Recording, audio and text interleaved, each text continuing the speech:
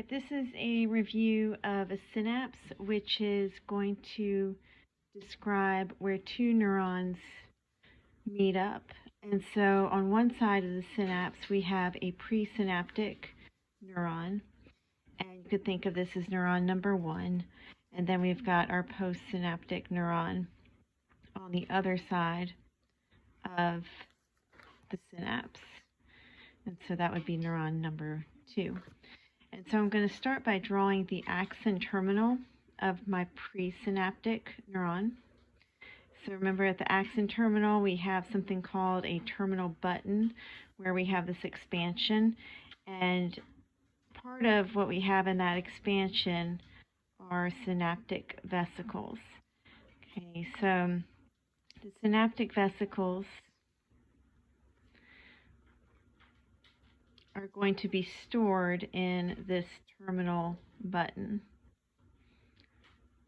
Okay, so the terminal button is just going to be at the very end of my presynaptic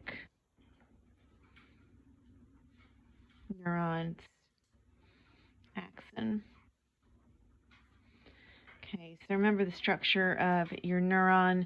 This is just one tiny little part of it down towards the very end of its axon. And so we would consider this our output zone, because up until this point, we've been using either saltatory conduction or contiguous conduction to send our action potential down the length of the axon. And so remember, the action potential is going to work by depolarizing our membrane. And so remember, when we depolarize our membrane, we're making it a little bit positive, not the entire cell, but just little positive places all along that membrane. And so when we bring these little positive charges down here with our action potential, it's going to trigger some voltage-gated calcium channels to open. And so I'm going to draw my voltage-gated calcium channels in purple.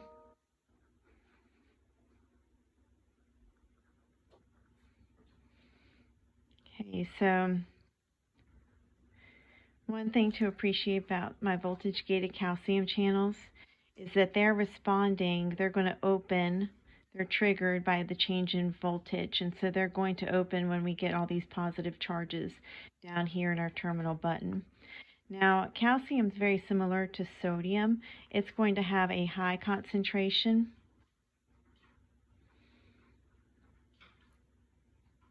outside the cell, and then a low concentration inside the cell. So when we open these channels, calcium comes in.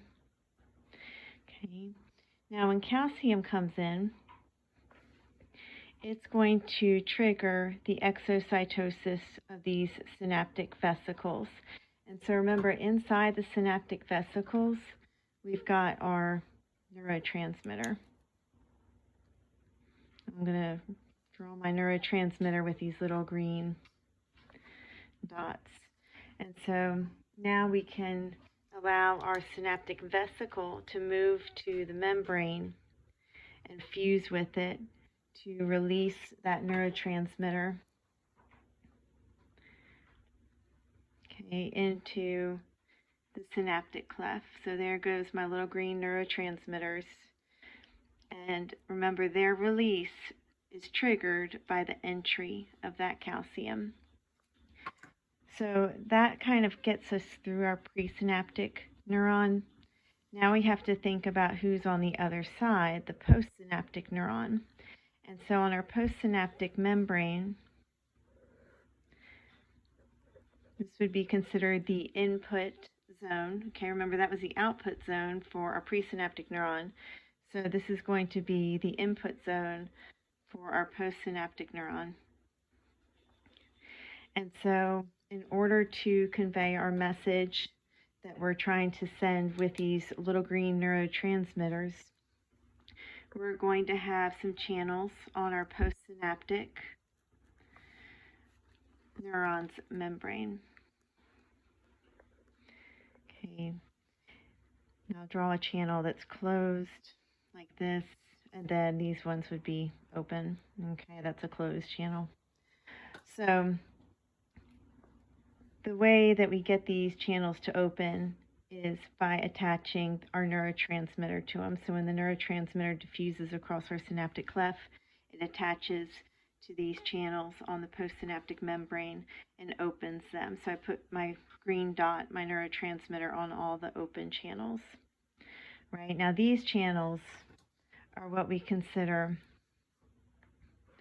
ligand gated or chemical gated channels, because they're responding not to a specific voltage, but they're responding to the presence of that signaling molecule.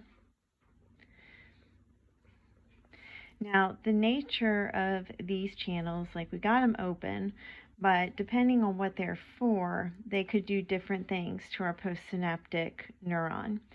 Now, a lot of times we'll see positive charges come in. So if these channels are specific for things like sodium, we're going to let positive charges in, and that's going to depolarize our postsynaptic neuron and end up exciting it.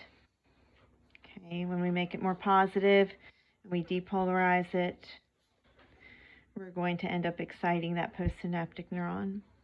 But sometimes these channels are specific for other types of ions, and they're going to allow our positive charges to leave. Okay, so remember the potassium, it's always going to want to go out. Okay, so if that happens, we would see, instead of depolarizing, we end up getting more negative. We end up hyperpolarizing our postsynaptic membrane, and so that would have an inhibitory effect. Okay.